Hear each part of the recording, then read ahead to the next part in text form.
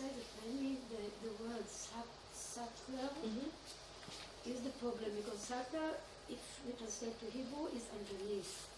I wanted to ask you about the word in Tibetan, because as I think, what you mean subtler is actually like going to the highest building in Tel Aviv and looking, and then you see why. That's not subtle. Subtle זה עדין. Subtle זה עדין. זה עדין. Gas is gross. Gas is gross. Gross. עדין זה hidden and what the Refined. In Tibetan, it's just as difficult. You have a word tamu. It can mean fine. It can mean like very fine, like very tamu, as in like very. Actually, it means that you see better, that you see wider, that it's bigger. So it's like the opposite of the sakra, which is a very small, very. No. It doesn't have that connotation. Mudan in Hebrew is like more subtle. Subtle. It's not like to see what's happening. But it's not. It doesn't necessarily mean subtle. Doesn't necessarily mean see better. In general, you can use tamu as in like it can mean like powder, very fine powder. You use the word tamu. So it's not. Don't get caught up in the word. Just because from the perspective of being less disrupted, being not scattered, we use the word subtle as in finer, refined. Right? It's a refined mind. The more you think of anger, like coarse anger.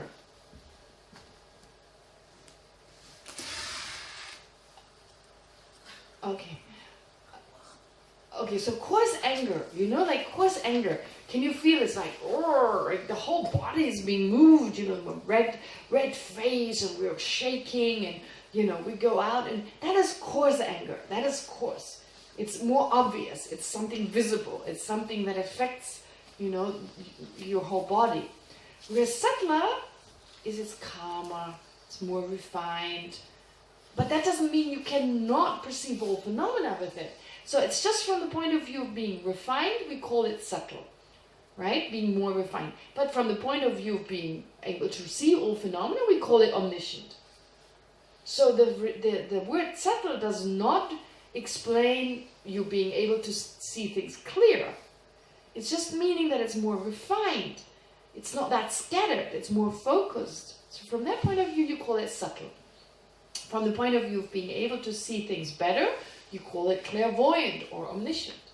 So you see, these words are only labeled on the basis of one characteristic. But it doesn't mean that you cannot be refined and still able to see a lot of things. But to describe that ability of the mind, you just don't use the word subtle to describe that. Am I making sense?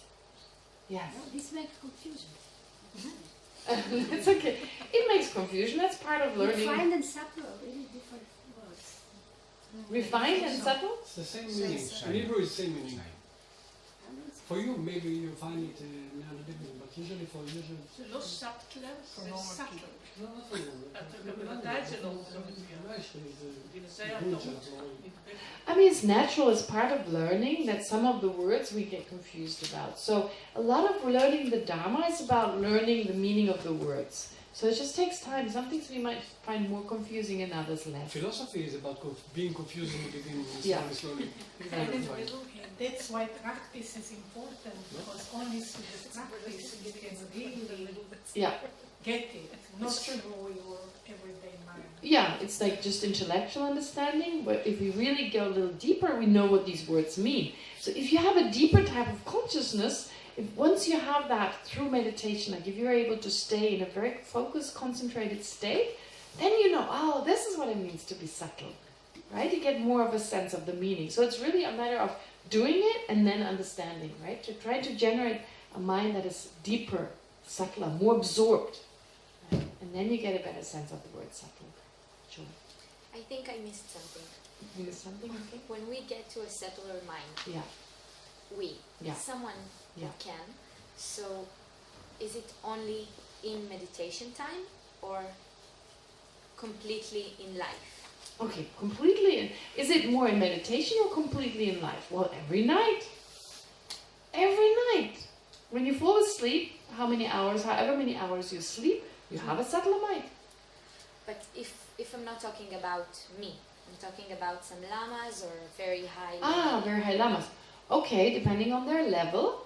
But eventually, if they become fully enlightened, then their subtle mind is always there. That has become their everyday life mind. And for us, it's just the coarse mind. For them, it's the subtlest. And then, how is the senses? The senses still, so their senses have become much subtler. Our ordinary senses, they don't work together with the subtle mind, but their senses are very refined. They've also become subtler as a result of that subtle mind that's now become active. But in our case, it's the other way around. The coarse mind, the senses, they're all coarse, and so when the senses are there, the subtle mind cannot arise. But like a Buddha is someone who has manifested a whole different body altogether. They don't have this ordinary body. So as long as you have this ordinary body, you can't have the senses and you can't have them simultaneous, right? In general. So you can't simultaneously have a subtle mind and a sense consciousness. But through meditation, you also change your body. Your body is transformed. The energy in your body, everything is transformed. And so your senses are also transformed. So that means that what happens to them is more eternally? Like, if my experience is mostly what I hear, what I see, so their experience is what happens inside? Mm-hmm. No, but also it happens, they also perceive what's going on around them. But better than me? Like they can hear better than me, they can see? I mean, in theory, yes. Once you're a Buddha, you see everything. Everything. There's nothing you don't perceive. You're omniscient. You're omniscient, you see everything. It seems like bizarre. But this is going too much in a direction. But just think of omniscient. They become omniscient. Call you there. Call you there. I have a problem with subtle mind during sleep. Because during sleep we can have terrible dreams. We can have a lot of excitement. We can have, we feel that we are I don't know what. Yeah. So how can you say that this is the subtle mind? Well, it's very subtle because although there's the disruption, there's no sense consciousness that can be active. But So in the dream, yes. There's no sense consciousness. Our perception of the dream is reality. Yeah, that's true, but there's no... So it doesn't matter if there is... No, but do you see something in your dream? Do you see with your eye consciousness? It doesn't matter. It doesn't matter. It does matter. What I see, I have the feeling of seeing. It does matter. But it's all mental. Okay, let me give you a different... Yes, let me give you an example. Why it is this subtle mind? For me, the subtle mind is something refined. It's not something that causes, bad dreams or Okay. I don't know what. Okay, let me give you an example. Here again, you don't understand the meaning of the word subtle correctly. It's not saying that you cannot have terrible dreams, but just imagine you have a dream about being bombed. You have a dream being bombed, there's a bomb attack, you're in the middle of a house, it's being bombed. It's reality. What? Reality, yeah. Well, sometimes. So you have that dream. Imagine that dream versus it actually happening to you. Versus it actually happening to you. Can you see the difference? You're actually being bombed. You're actually, this very vivid, like all your senses are totally, you have this total perception. It is actually happening to you. Imagine after it actually happened to you, a few days afterwards, how do you feel? Versus you dream about it. And then how do you feel a few days? You feel crappy for 2-3 hours and then that's it. It doesn't have the same effect on the mind, dreaming about an attack versus actually experiencing it. If you actually experience it, even though you're unharmed, let's say you're unharmed, you actually don't get burned, you don't get any physical, but the experience is so much more vivid. The PTS. The PTSD is so much stronger afterwards, right? We all have bad dreams. We wake up and we have PTSD for maybe a whole day. But that's it, right? I mean, we feel crappy the whole day. We don't feel good. We're affected by that dream. Call it what you want, PTSD, whatever. But the experience, like just think the experience afterwards. So one is much more coarser. It has much more of a sense of reality to us because it's much more vivid, because we experience with our coarser mind. So therefore it affects the body and the mind much more than the subtler one. But you're right, a dream is a coarse type of subtle mind. So within the subtler types of mind, the non-awakened state, one of the coarsest is the dream. And I agree with you. There are dreams when you're just on a meadow and things are nice. That's subtler. And then there's the one where you have full experience of being bombed or something, like a nightmare. That's a coarser type. But it's still not as coarse as the actual experience that if it happened to you. Because otherwise, you'd have PTSD after every dream. And you would have if you were attacked. I think in a psychological point of view, psychology works a lot with dreams. And I think that if you look at the symbols of the dream, if you believe in it... But that's different, Now, symbols, I agree, of course, it's still subtler than the causes mind. I think dreams are very important. I think dreams are, from a Buddhist point of view, we say, forget about them. They're just dreams in the end. But they still show us the degree of confusion in our minds. So from that point of view, I think they're important. And they're subtle. Okay, they're subtle, yeah. So, okay, let's go back to the two types. So I wanted to give you just that explanation so you get a fuller sense of coarse and subtle, because Buddha nature without the tantric explanation, the very subtle mind, is incomplete, I feel, although it's not mentioned here. But now let's go back to the emptiness of the mind. So you understand that the mind is clear, it has that clear ability. So having said all these things about consciousness, how does it actually exist? Well, our first difficulty is, of course, to become aware of our own mind. We did this meditation in the first night. Just watch your own mind. Become aware of your own mind. And how difficult is that? Breathing is pretty easy. But becoming aware of your own mind is very hard. So let's imagine you are aware of your own mind. You can do it. You recognize this perceiving entity, this experiencer. It seems to be this entity. It seems to exist in and of itself as a mind. It seems to be self-defining. Am I making sense? So, self-defining in the sense of, usually other examples help. I like the example of 200 shekel. Do you have 500 shekel notes? No. Okay, that's the highest. So, 200 is the highest. Okay, so the 200 shekel note, right? It seems that 200 shekel note, as it's like lying there on the floor, doesn't it seem like it's telling you, I have this value, pick me up, right? I mean, it's not literally doing that, but this versus a white piece of paper, the emotional response is very different. One seems to be saying, garbage, ignore me. The other one is saying, pick me up before someone else does, right? It's nothing to do with the sight. The object doesn't do that, but there's the sense it does so, right? You get a sense of that? So there's something seems to be that the object in and of itself, it holds its own identity of being a 200 shekel note. Something within the object. Isn't that right? And the example that I also usually give, I give it in a different context, but I don't want to tell you the whole story. I give you just one of my teachers takes the example of a disciplinarian in a monastery, but we don't need to go into that. Just think of the new president of the United States, right? Think of at the time when Obama was elected, and choosing him purposely, there's a reason for that. So, not because, never mind. So basically Obama, when he was first elected, there was nothing president about him, right? He was in the race, and maybe we were happy he was voted, but initially when we saw him, we had to remind ourselves, he's the president now. When Bush and the two of them appeared, we had to consciously think, oh no, he's no longer, now it's Obama. So we had to actively label Obama. But after a year or two, or even longer, suddenly when Obama appeared, we no longer had to label, it was just Obama. It seemed like he was a president now, from his own side. He held that presidential quality, right? So it was something, you didn't have to remind yourself, it seemed to be coming from him. And then Trump was elected. He was elected, and so when you see Obama, for a second you're like, oh, there's the president. Oh no. What a shame, it's no longer here. So it was still it seemed to really be coming from Obama himself, president. But then you had to remind yourself to change the label. So that's what I'm trying to get for you to recognize. That is the sense that there's something coming from the side of the object.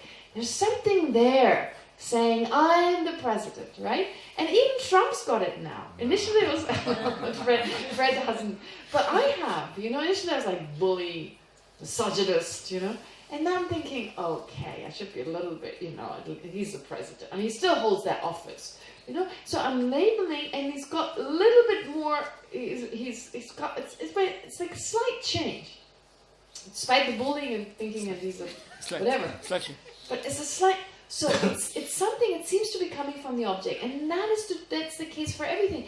For instance, when you buy an object in the store, it's just an object. You go past a row of different objects, and you just see them equally as an object in the store. Someone takes the object and throws it to the floor, you couldn't care less. Oh, poor shop owner, right? Doesn't affect you. But then you choose one of those objects, you pay for it, and now it's yours. And you've been using it for a while. And now it holds this, it's yours. It seems to be something there within the object that is yours. It's almost like it's telling you, I'm yours.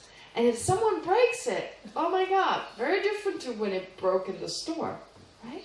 So there seems to be, it's like our mind,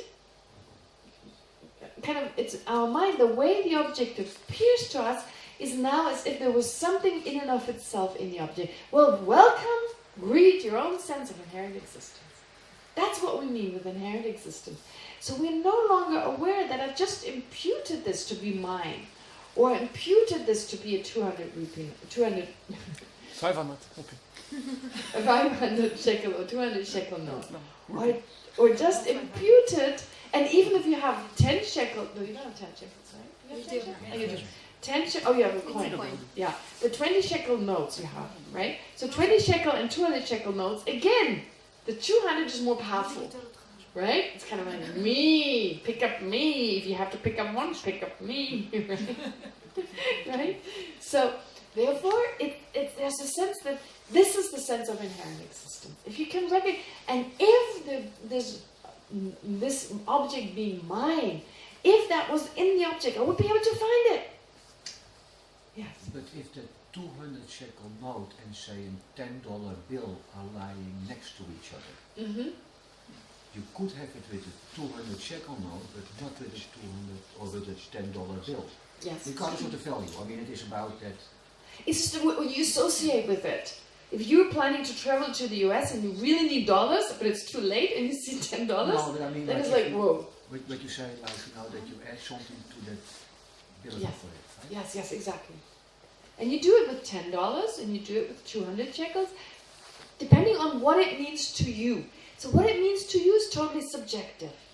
But then it doesn't remain subjective. There's a sense it comes from the object, and I'm just perceiving what it is. It has that value. But actually it's my mind labeling. But I'm fooled by my mind. It labels, but then it seems it comes from the object, and my mind is just perceiving how it actually is. Does that address what you're saying? We were talking about a few days ago. It is when were you talking about that? No, I'm just kidding. It is like really strange. We were like in actuality.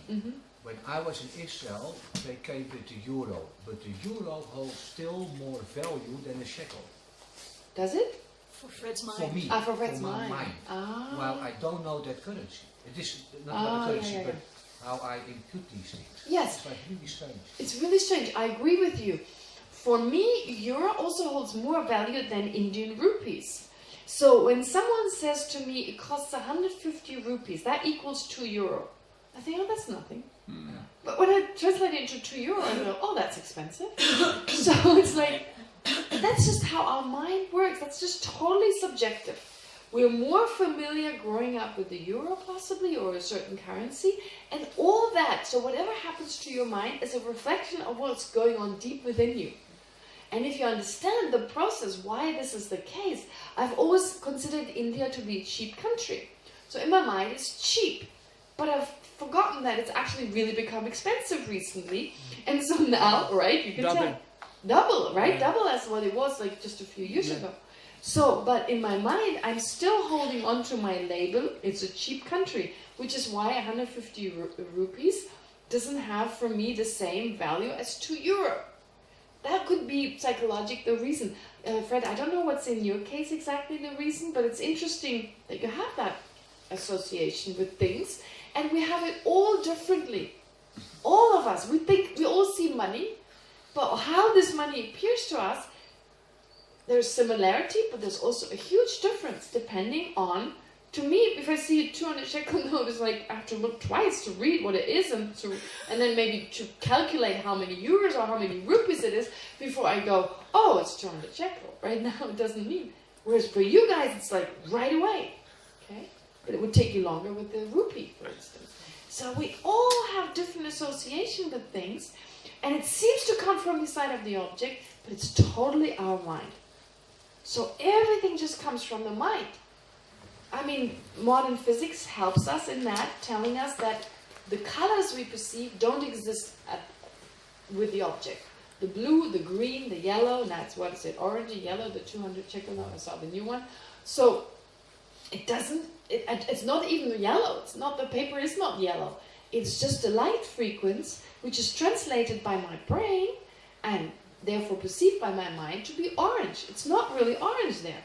So you see, there's nothing objectively there, but that's not how it feels.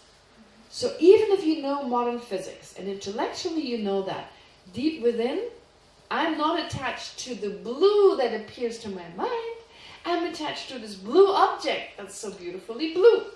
I'm attached to the wrong thing, right? I should love the blue that just appears to my mind, but that's not how it feels.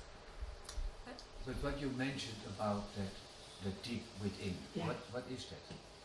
That is ignorance. That is the misperception. That is an awareness. It's a type of awareness that misperceives the thing. It misperceives it. And that is deep within. When I'm saying deep within, I'm not even talking about the subtle mind that arises when we're asleep. But even within our waking state, there are minds that are very intellectual, that don't affect our actions. And then there are minds that are not intellectual, that are emotional, they're deeper, and they govern our emotions. They determine whether I get angry or not. My intellectual understanding of something does not trigger anger. It needs to come to an emotion where I feel this is not okay, and then slowly, another emotion. So it has to be a little deeper. So that's why in meditation we try any understanding. Let it not just be up in the, I use this up in the head, deep in the heart. The Tibetans don't even talk about it that way. It's actually all consciousness, it's all awareness, but one awareness doesn't affect our emotion and the other one does. So in that sense it's deeper, it's more profound because it doesn't affect, or it does affect our emotions. So that's what I'm trying to say, that everything we do is induced or affected or influenced by this misperception. We see something, it even appears to us to exist in that way, and then there's this belief, it is like that, and then attachment arises, craving arises, and so forth. Does that process make sense? Now, understanding this, we need to see that phenomena cannot exist that way. That the mind, when you think mind, it seems to be an experiencer, this thing that does its own thing on its own. That is also just labeled. They're just parts.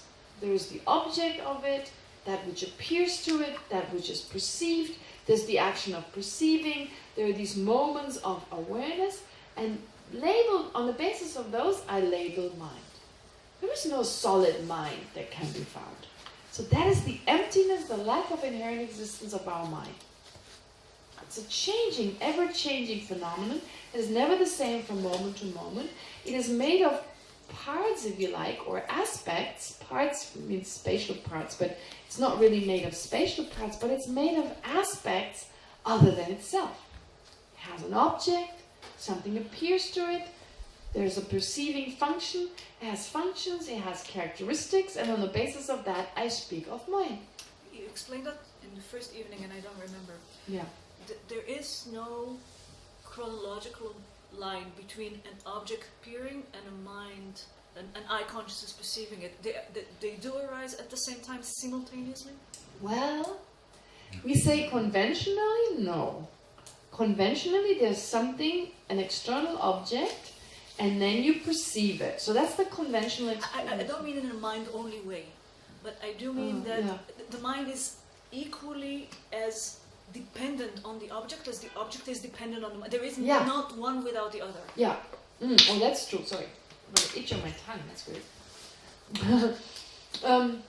So that's totally true. So an object and a mind, they're mutually dependent. You can't have an object without a mind and a mind without an object. That's totally true.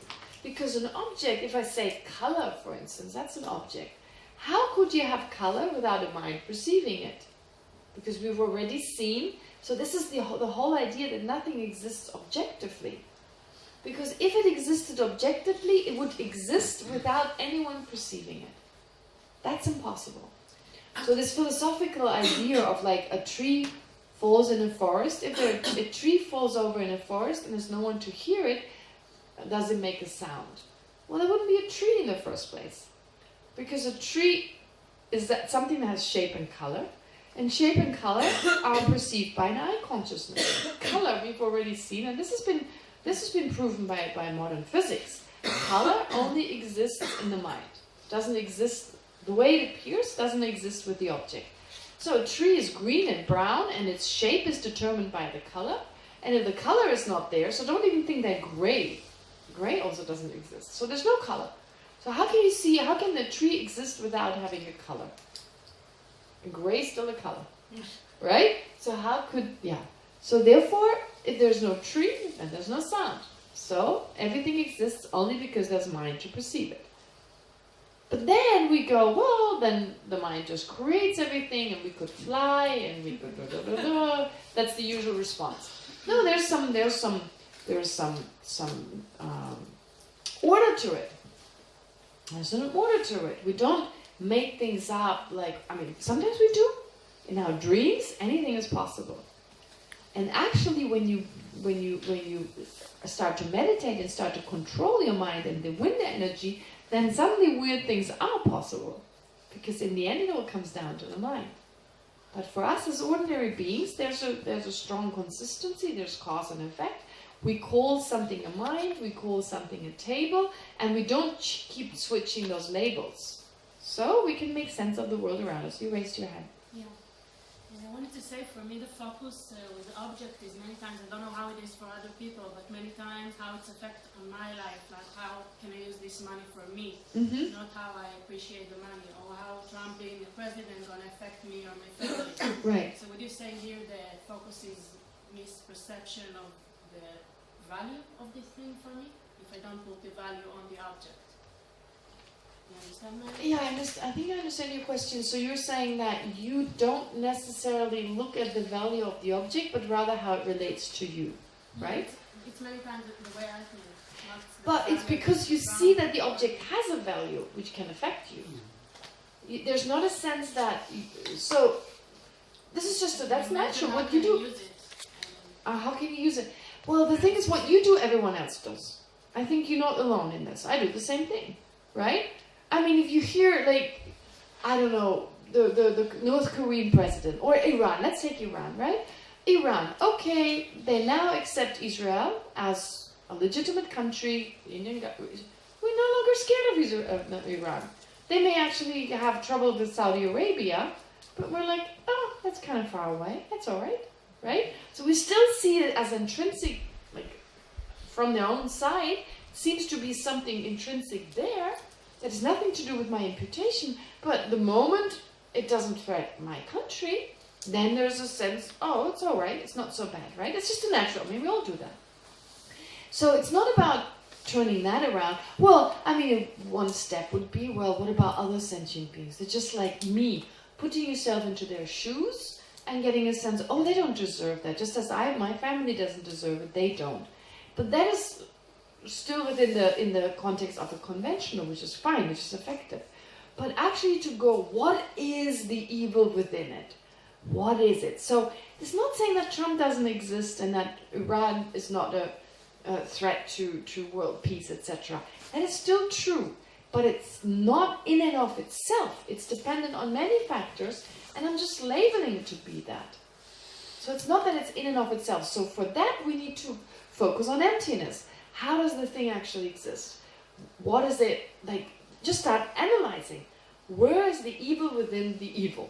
Where is it exactly? This sense that I have, if I really have a sense, this is a mind that exists in and of itself, the more I looked for what it is, the clearer I should become. So you engage in what is called ultimate analysis.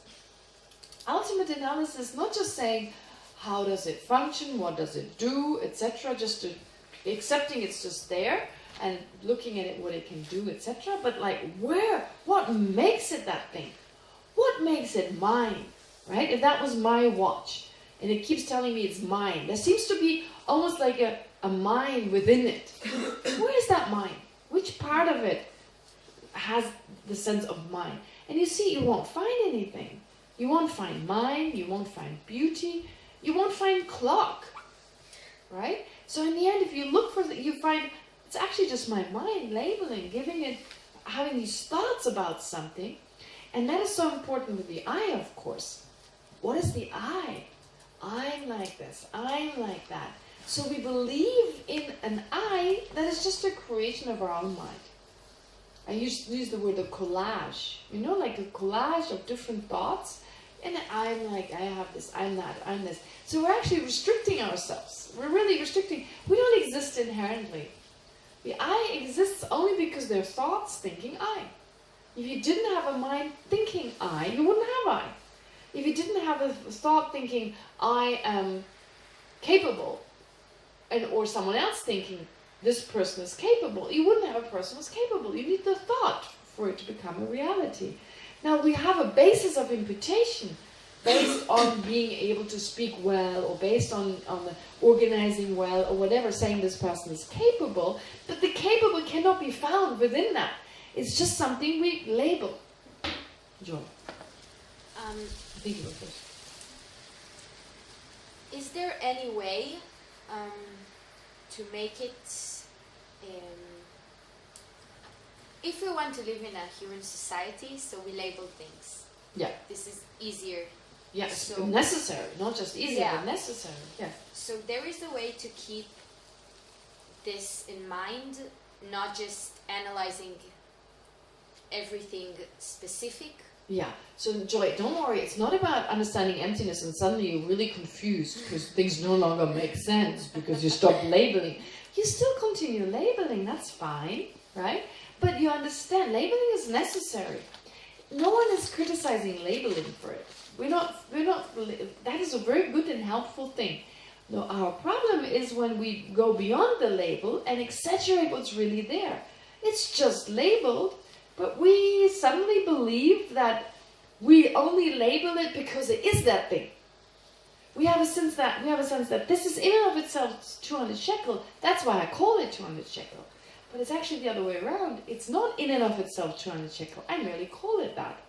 But we then switch it around. So the labeling is not blamed. The labeling is very helpful. It's necessary. It allows us to think about things. I mean, we need it. Our conceptual mind needs labels, right? That's why Buddhism teaches us the relative and the ultimate truth. We live in the relative truth, and the emptiness is the ultimate truth. So yes. It enables us to live. Yes, because we do recognize both as equally important. The relative, as she's saying, or conventional, I prefer the word conventional, but relative works just as well. So we live in a world of conventions, of we having agreed to call this that and this that, etc. So as based on conventions. And if we live with others, we need those conventions. They're necessary. But we understand that they are underneath, the level underneath of the underlying natures that they don't exist inherently. So even a Buddha acts within the conventional, within certain conventions. So the way the Buddha explains things are according to what people understand, right? Using words, using labels, but understanding that it's merely labeled. Yes. I have hardships with the emptiness of functionalities.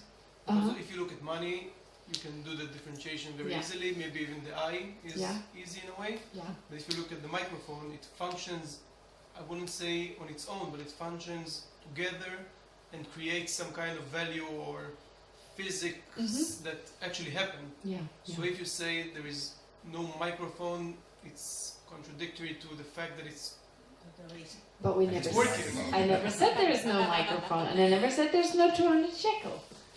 I mean, I wouldn't throw away 200 shekels saying they don't exist. They still, within a conventional reality, do serve a purpose. So this is like our difficulty to find the middle, right? So on one hand, we feel things exist truly in and of itself. On the other hand, we feel, well, if they don't exist like that, they can't exist at all.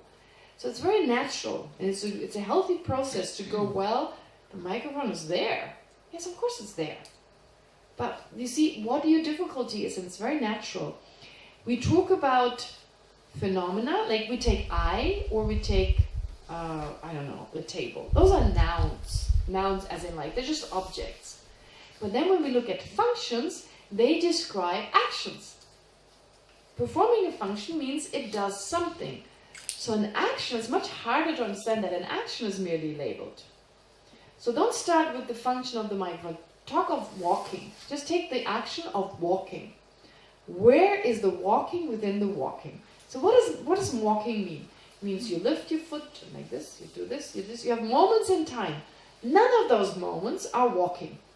None of those individual moments. So on the basis of a certain order of a movement, it's not like if the movement is upside down, I can't walk, right? If I don't lift my leg instead of I do something else, I can't walk if I don't. So I have to do it in a certain sequence. Certain movements have to be done in a certain sequence. On the basis of that, I label walking. There is no intrinsic walking to be found. They're just moments that are not walking, and on the basis of all of those, I label walking. So that's the same for the performance of the function that this microphone performs. It magnifies my voice, I don't know, whatever it does, right? I mean, that's the basic. But then there are all these sub-moments on the basis of which I label that function, right? It's just me drawing lines around objects and activities. And of course, it doesn't do, it's the oxygen of the room. There are all these other aspects that are working together here. It's not just the microphone does its own thing and there's nothing else going on around it. There's sound, there are particles, there are all these aspects of this world, of the environment, that work together with objects here and there. And there's nothing in and of itself that makes it the microphone. I don't even know where the microphone starts and where it ends. You think of a molecular level, on the very molecular level, where exactly, which molecule is part of the microphone and which is part of the dust particles, right? If I go subtler, if I engage in ultimate analysis, where is the exact moment the microphone starts? Where is, you see what I'm saying? Like, think of the atoms. You can't see anything. If you think of just the atoms, just these whirling atoms, and on the very basic level, they're all the same. They have the basic structure, right? They don't really differ from each other. So, and then on a coarser level, I see these things because my mind labels them. But because I label them now, it seems, right? I mean, what do you think a baby sees when they come into this room? Probably just blurs of color and shape, and blurs of color, of course, are just part of the mind. And they don't see things. And then we start drawing lines around them, artificial lines. They don't see three-dimensional. A baby doesn't see three-dimensional, so they bump into things. So you start seeing three-dimensional, and we start believing it to such a degree that I saw a tattoo the other day on a woman's arm. It was a butterfly that looked like it was three-dimensional. But it wasn't. It was just a drawing. But it was so well done that my mind interpreted three-dimensional reality. It's because initially I didn't see that. But I learned to interpret shadows and forms and so forth. And now my eye consciousness can see them. It seems they're there from the side of the object. But that's just because my mind created this, right? It created it over time. A baby doesn't see that. A baby bumps into things. They're unable to measure, like take the ball that's in front of it. For them it's two-dimensional. Like they don't see this. They grab at it. They're not able to measure the distance between their arm and the object. We can do this automatically, very easily. Tonks. A baby goes right before it. Yeah. So all this is because we labeled, we made sense of the shadows and so forth on a very subtle level, and we made sense of this world, but it's totally mind created. Okay? And so conventionally we say it performs a function, yes. So this part is really important. It's the hardest thing to understand. So please don't go, I don't understand. I'm doing something wrong. Well, you study for 20, for whatever years, really to understand this completely. This is the hardest, one of the hardest things to really understand, but necessary to understand. That's why we spend so much time reflecting and analyzing and so forth to really get a deep understanding of this. But I want to go back to the mind. I want to go back to our mind, understanding that it's also labeled. So after all the discussion we've had, if we can understand the mind is merely labeled, then it can make sense that this is Buddha nature. Because Chitta Matra makes much more sense, to be honest. How can emptiness, the lack of something, be Buddha nature? Let's be honest. Does that really make sense? Or did we feel more comfortable with the Chitta Matra? A potential, right? At least you have a potential. You have something positive, something affirmative. Emptiness is not affirmative. It's just an absence of something. So the absence of something has never been there. That's Buddha nature. What?